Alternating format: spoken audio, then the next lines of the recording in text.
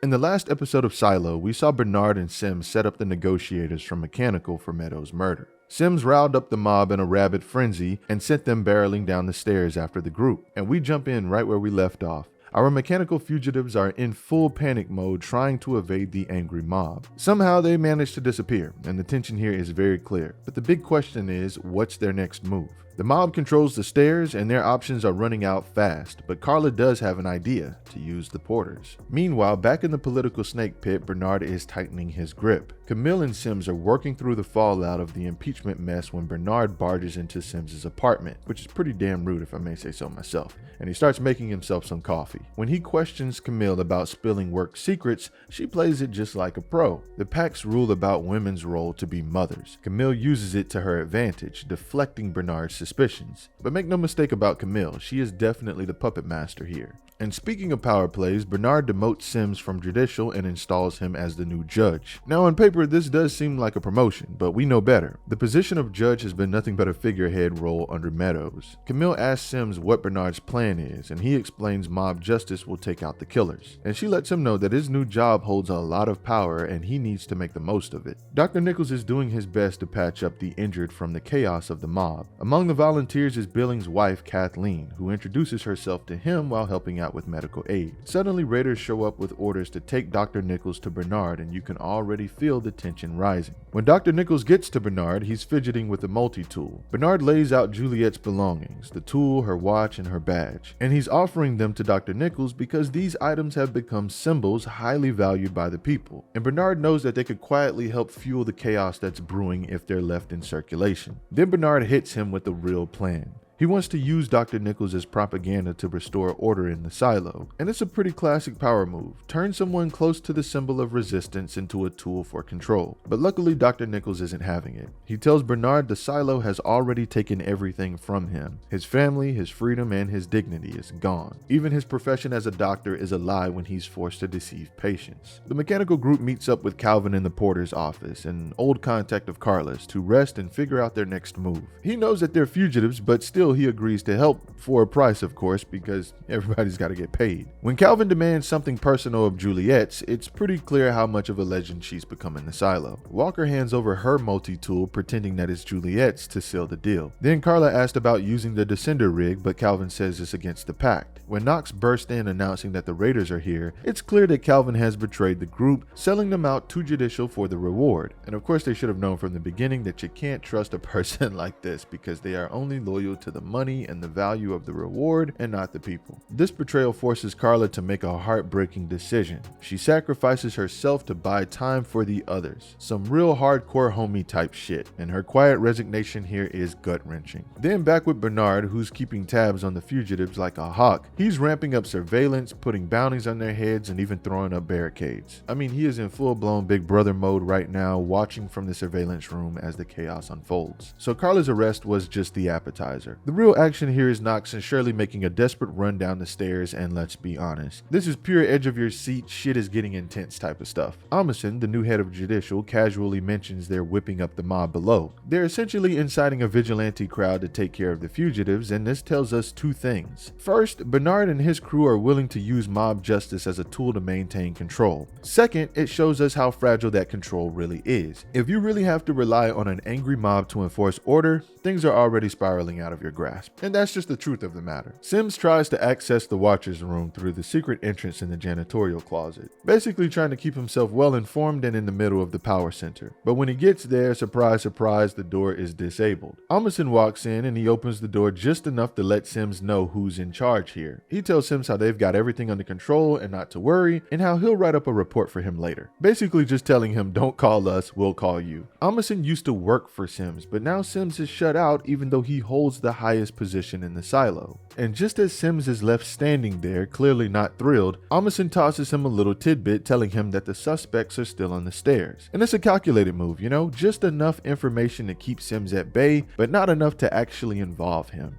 Then, with all the authority of someone who knows they hold the upper hand, Amundsen shuts the door right in Sims' face. Knox and Shirley are cornered on the stairs by the angry mob demanding their IDs. When they refuse, things get ugly fast. The mob goes full on attack mode, and just when we think things are over for our fugitives, in walks Camille like she owns the damn place. And let's talk about this line real quick. I see some of you know me, like the sheer power in that. The mob instantly backs off, which tells us that Camille is packing some serious pull that we haven't fully unpacked yet, as if her name was feared throughout the halls of the silo or something. Then she pulls a genius move, claiming her husband, the new judge, wants her to take them into custody. Camille assures the mob that they will all celebrate when these two go out to clean. Then she leans in and quietly whispers to Nox how she's actually saving him from certain death. Camille is basically playing 4D chess.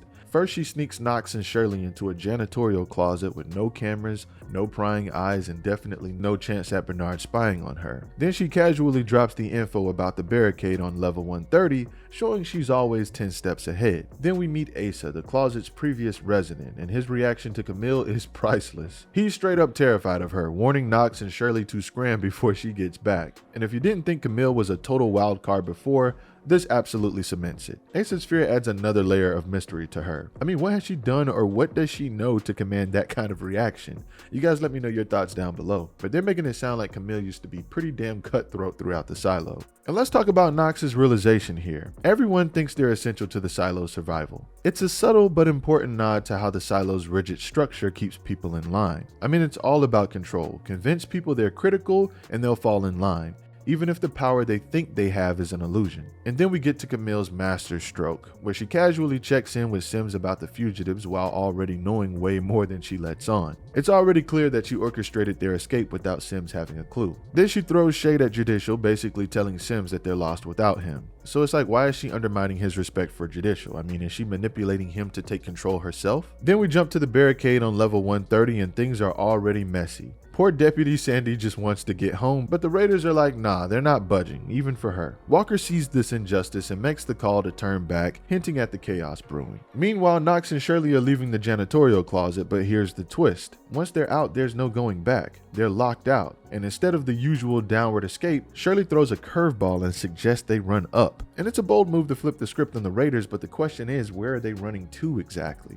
Then we cut to Bernard getting the update from Amundsen. Turns out, a former raider has been hiding Nox and Shirley, and it's none other than Camille Sims. Bernard is fuming at this betrayal, and you can feel his frustration as he demands they track them down ASAP. Then we cut back to Nox and Shirley, who are making a dash up the stairs, smashing cameras as they go. Then this sequence is pure adrenaline. First off, Nox is done playing games. He grabs Calvin and drops the definitive no deal before snagging the descender cable. They swipe some porter backpacks and use them as a disguise to literally walk past the raiders unnoticed. Once Nox and Shirley hit the stairs, they waste no time setting up the descender. But of course, Amundsen spots them and starts yelling. At this point, the tension is ridiculous because they know that they're out of time. So what do? They strap in and they jump. It's reckless, it's bold, and it's pretty badass, and it's exactly the kind of move that makes you root for them. But the descent isn't without its hiccups. The cable runs out, but miraculously they land near a bridge. And that's that good old movie level luck right there. The residents rush to help, pulling them up just in time, but Amundsen is not letting them get away that easily. So he fires at the cable, then chucks the spoiling rig down after them. And this whole scene is a perfect blend of high stakes action and just smart problem solving. When Meadows brought Lucas up from the mines last episode to ask him about the stars, we were left clueless. Now we get to find out why Lucas is back in the picture. He has been in the mines for one day when Bernard pulls him into his office. Then Bernard gets straight to the point. Even though Meadows reduced Lucas's sentence to 5 years, that's basically a death sentence since minors don't last much longer than that. Bernard reveals that Meadows told him about her conversation with Lucas and how clever he is, offering him a way out. A project, but not just any project. He pulls out the smashed hard drive. That's right, the one that Bernard himself destroyed. He wants Lucas to retrieve the information from it. Now, there are definitely more qualified people in IT, but Lucas is highly motivated and he wants to live past 5 years. Lucas gets to work, and when he fills in Bernard, it's a mix of bad news and intriguing discoveries. Most of the data is lost or fragmented, but Lucas has managed to piece together a few nuggets using information from IT. The first file is a map of the silo, but it's quite interesting because it's different from the one they already have. Lucas points out something huge: lines extending from the silo at the IT and judicial levels, plus a tunnel at the very bottom of the silo. The lines leading into IT and judicial have these short cross lines. But here's the thing, those cross lines are disconnect breaks. Anyone with engineering expertise, wink wink Juliet, would recognize these as power lines. And this is huge because it also confirms that George told Juliet about the door at the bottom of the cavern. It leads to a tunnel. And the big question is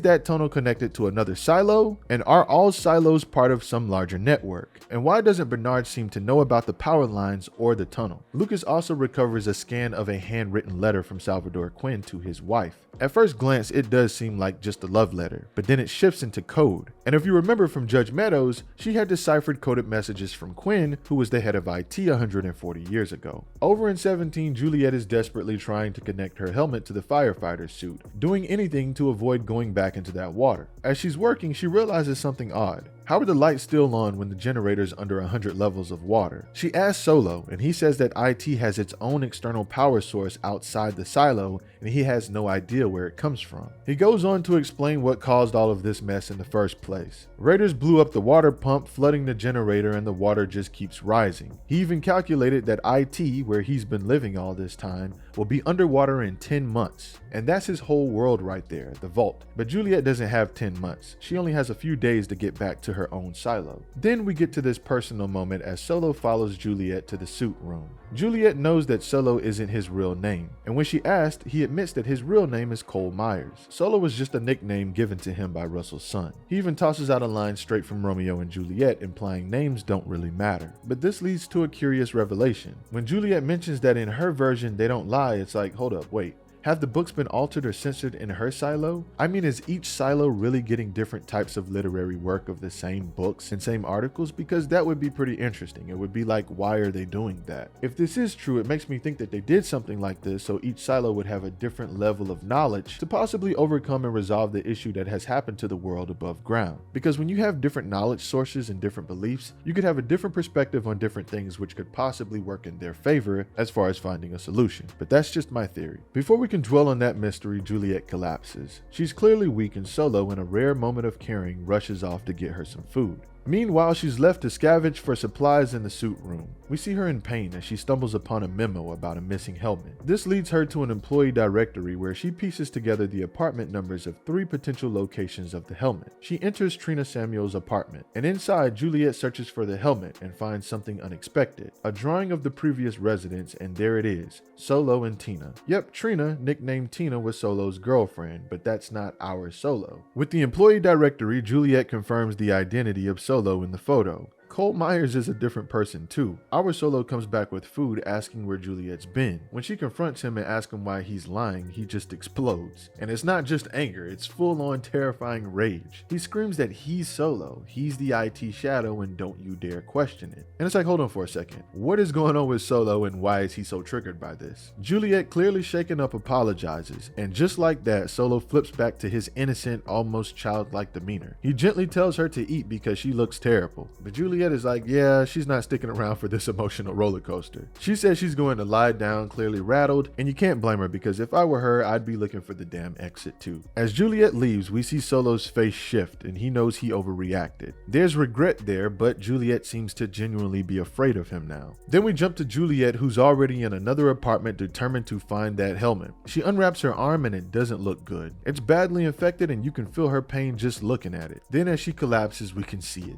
The helmet has been under the bed this whole damn time. Then we cut to Billings and Hank, who are hot on the trail of Patrick Kennedy when Billings gets hit with a bombshell. A message from Amundsen, the new head of Judicial. Turns out Sims is now the judge and Meadows was murdered by Knox and Shirley, or at least that's the official story. As Billings and Hank discuss their increasingly legally complicated lives, having friends who are fugitives and Billings secretly dealing with the syndrome, which makes him ineligible to be sheriff, Hank mentions he might have a lead on Kennedy. And one thing to note here is that Billings is reading Judge Meadows' copy of the pact, and since she cracked Salvador Quinn's code, this might be important later. In the cafeteria, Billings asked Hank if he really buys the story about Knox and Shirley killing Meadows. He doesn't think so. He's like, sure, they've gone off the rails since Juliet left, but murder? Nah, no way. Their investigation takes a turn when they spot Kennedy's niece, Frances, walking out with Emil. Using her past as leverage, yeah, because she used to deal drugs with her aunt, they pressure her into giving up Kennedy's location. Shouldn't have been dealing them drugs. And what kind of drugs are they dealing in the silo? I mean, is it just regular old weed or are they doing more harsh shit down in the silo? Literally, the thought of silo crackheads running around just seems pretty funny to me. And they are off to the cavern, sneaking in through a secret entrance. What they find there raises even more questions. Kennedy is alive, but he's injured and bleeding. First off, how did he manage to escape from the morgue? Is it really that easy to play dead in a silo? I mean, no one noticed? And how did he get out of the refrigerated corpse drawer? I mean, those things aren't exactly built with escape hatches. Kennedy wastes no time confessing to Billings that he's a major threat because of what he knows. His memory is intact, meaning that they haven't drugged him to wipe it clean. And then here comes the major reveal where Kennedy admits that he's been helping Sims all along, and he begs Billings to just end it and shoot him in the head. But instead, Billings hands him something unexpected. A page from the Atlanta tourism book, the same one that he found in Juliet's apartment. Whatever's on that page hits Kennedy like a ton of bricks. He instantly changes his tune, asking for a doctor in exchange for spilling everything, both what Billings wants to know and what he doesn't. And it's like, why the change of heart in this moment? I mean, does this convince Kennedy that it's green outside? Interestingly, the entire Kennedy storyline is not in the books and was created just for the series. Showrunner Graham Yost said his part was originally intended to be very small, but when they saw how good the actor was, they had to keep him on and expanded the role. Another bit of trivia here is that the actor that plays him, Rick Gomez, is Steve Zahn's best friend. So we gotta look out for the homies, of course. Meanwhile, chaos erupts at the barricade. Residents and raiders are clashing, shoving, and literally pushing it over. In the middle of the madness, Walker somehow weaves her way through the melee, determined to get home. Up in the Watcher's room, Bernard has his eyes glued to the action. He radios Billings with an ominous update. Almason has failed, and just like that, the fugitives becomes Billings' responsibility. And Billings answers back, swearing he'll faithfully serve the pact. But then the camera pulls back to reveal something shocking.